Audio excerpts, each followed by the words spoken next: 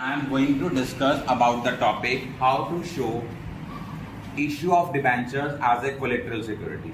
Collateral means as a secondary security. जब हम debentures को issue करते हैं तो उसको हम अपनी बुक्स ऑफ अकाउंट में, कंपनी की बुक्स ऑफ अकाउंट में कैसे शो करते हैं।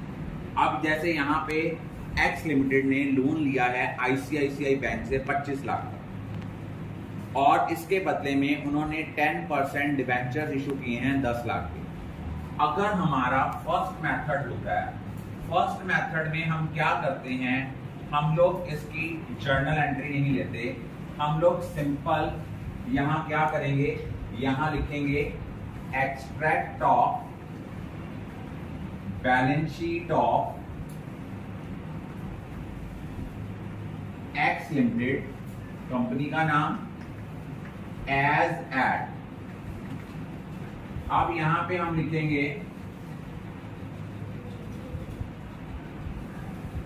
नोट नंबर,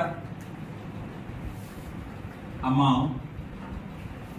आपको भी पता है अगर डिबेंचर का मैच्योरिटी पीरियड ना दिया हो तो we always treat debenture as a non current liability. यहां हम लोग नॉन करंट लायबिलिटीज लिखेंगे, लेकिन जो debenture as a collateral security आए हैं उनको एक्सट्रैक्ट में शो नहीं करेंगे, उनको नोट टू अकाउंट में शो करेंगे।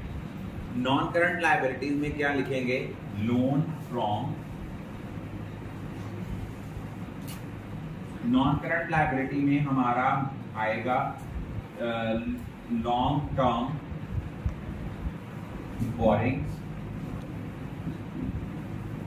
सब हेड है। इसके अंदर आएगा आपका लोन फ्रॉम आईसीआईसीआई बैंक। ये आप यहां लिखोगे, ये लोन आपका है 25 लाख का। नीचे हम लोग क्या बनाएंगे, नोट्स टू अकाउंट्स बनाएंगे। किसका नोट टू अकाउंट बना रहे हैं, लॉन्ग टर्म बोरिंग का। जब भी हम लोग लॉन्ग टर्म बोरिंग्स का नोट टू अकाउंट बनाएंगे वहां लिखेंगे लोन फ्रॉम आईसीआईसीआई बैंक। ये है हमारा 25 लाख का। यहां नीचे ब्रैकेट में शो कर देंगे secured by way of issue of debentures, issue of 10% debenture rupee 10 lakh as a collateral security। ये है आपका पहला मेथड। अगर हम लोग सेकेंड मेथड यूज करेंगे तो सेकेंड मेथड में सबसे पहले हमें इसकी जर्नल एंट्री करनी पड़ेगी। वो जर्नल एंट्री करेंगे debenture suspense account debit to 10% debenture. Amount है उसकी 10 लाख की। Extract of balance sheet same बनेगा जैसे फर्स्ट मेथड में बना। Extract of balance sheet same बनेगा, सिर्फ और सिर्फ डिफरेंस आएगा नोट्स टू अकाउंट में। नोट टू अकाउंट में हमने नोट टू अकाउंट बनाया long term borings,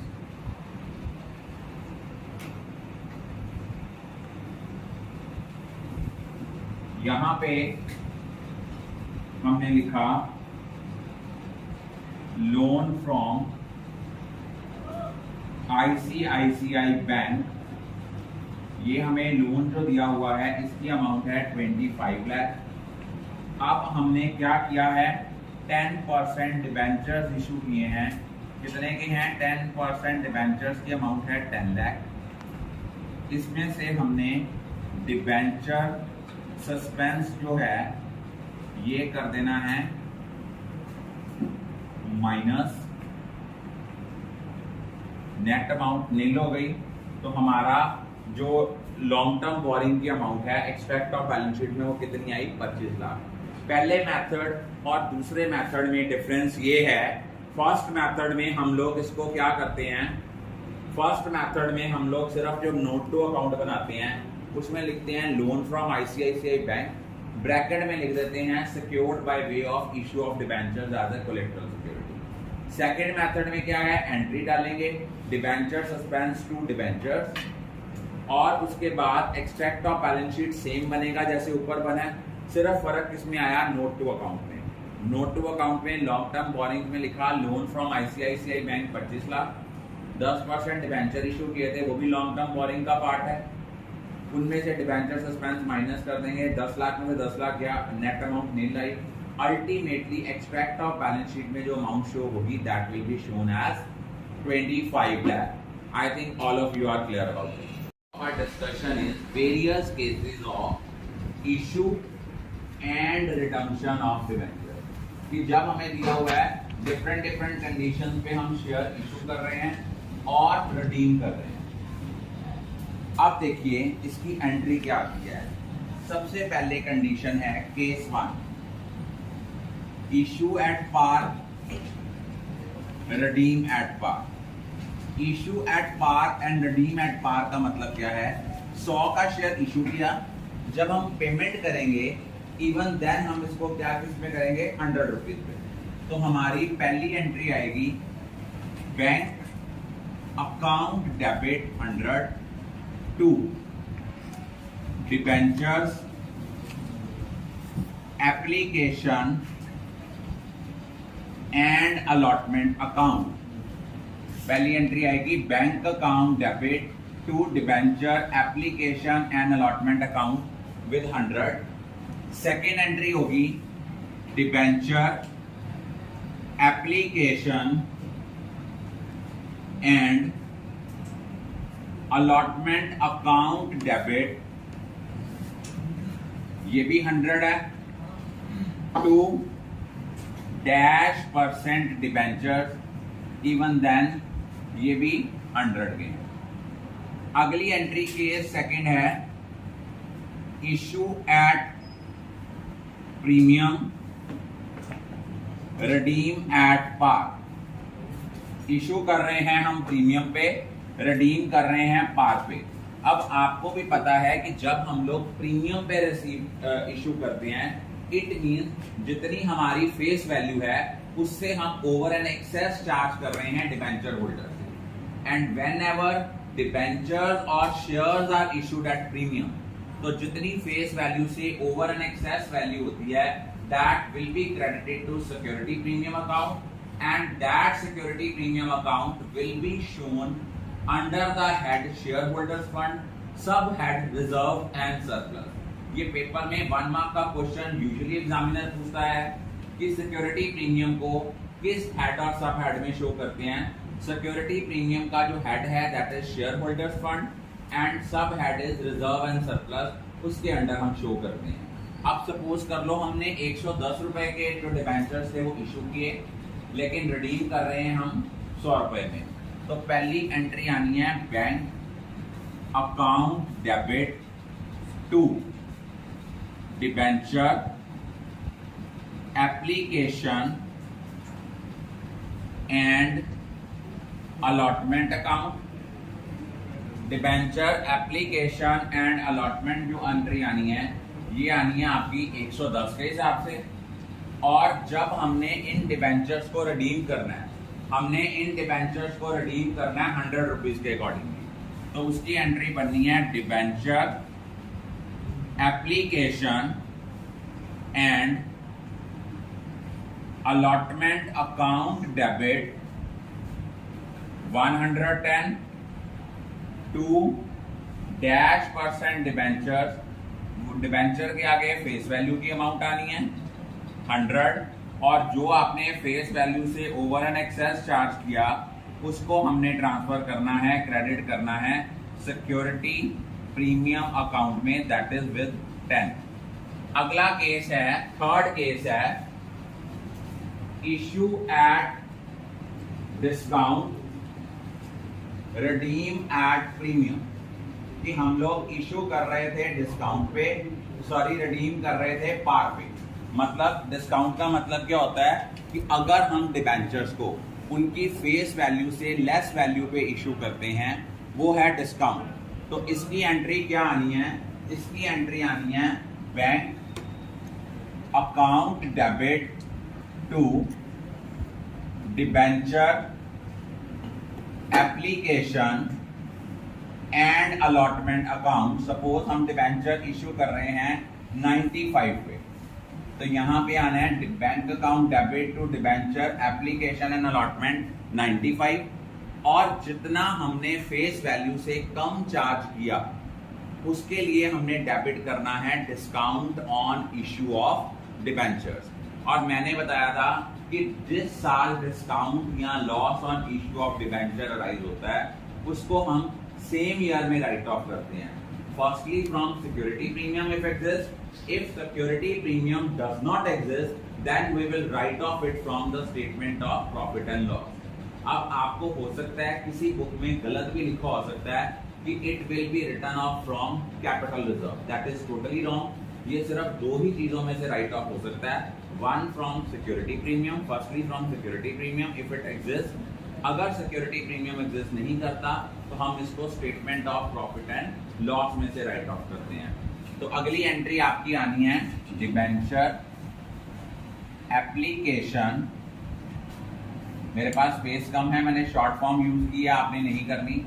debenture application and allotment account debit 95 to %% debenture. अब डिबेंचर्स के आगे तो अमाउंट फेस वैल्यू की आनी है, तो जो आपका 5 रुपए डेबिट कम है उसके लिए हमने किसको डेबिट करना है? Discount on issue of debentures, ये है 5 रुपए। और जिस साल डिस्काउंट या loss on issue of debenture rise होता है उसको हम सेम ईयर में क्या कर देते हैं? राइट ऑफ करते हैं।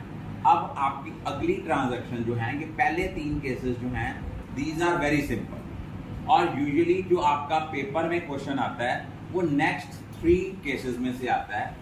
केस है 4, issue at par, redeem at premium. कि हमने इशू किया पार पे, रिडीम किया प्रीमियम पे।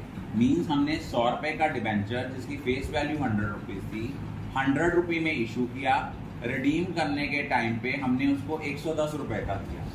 अब यहाँ पे एंट्री आनी है bank account debit 100 to debenture application and allotment account, ये भी आपका है 100। उसके बाद क्या है, अगली एंट्री जब करनी है वो करनी है debenture application and allotment account debit 100 to %% debentures, ये भी 100। अब एक चीज याद रखना, जितनी अमाउंट के साथ हम premium on redemption of debenture को क्रेडिट करेंगे विद सेम अमाउंट हमें loss on issue of debentures को क्या करना पड़ेगा? डेबिट करना पड़ेगा। कि अगर हम लोग 100 रुपए का डिबेंचर इशू करके उसको रिडीम कर रहे हैं 110 पे, अगर हम 100 रुपए का डिबेंचर इशू करके 110 रुपए का रिडीम कर रहे हैं, तो 10 रुपए हम ओवर एंड एक्सेस चार्ज करेंगे, वो हमारा क्या है? वो हमारा एक तरह का लॉस है। जितनी अमाउंट के साथ हम लोग premium on redemption of debentures को क्रेडिट करेंगे 10 रुपए के साथ, विद सेम अमाउंट हमें क्या डेबिट करना पड़ेगा? Loss on issue of debenture. और आपको मैंने अभी डिस्कस किया है कि अगर किसी साल में loss on issue of debenture या discount on issue of debenture arise होता है, उसको हम सेम ईयर में राइट ऑफ करते हैं, firstly from securities premium and secondly from statement of profit and loss. अगला हमारा 5th केस है issue at premium, redeem at premium. अब इस क्वेश्चन में यूजुअली स्टूडेंट की गलती लगती है issue at premium, redeem at premium. अब यहां पे क्या आपकी मोस्टली स्टूडेंट्स की गलती क्या होती है, सपोज वो कर रहा है, इशू कर रहा है 105 पे, रिडीम कर रहा है 110 पे।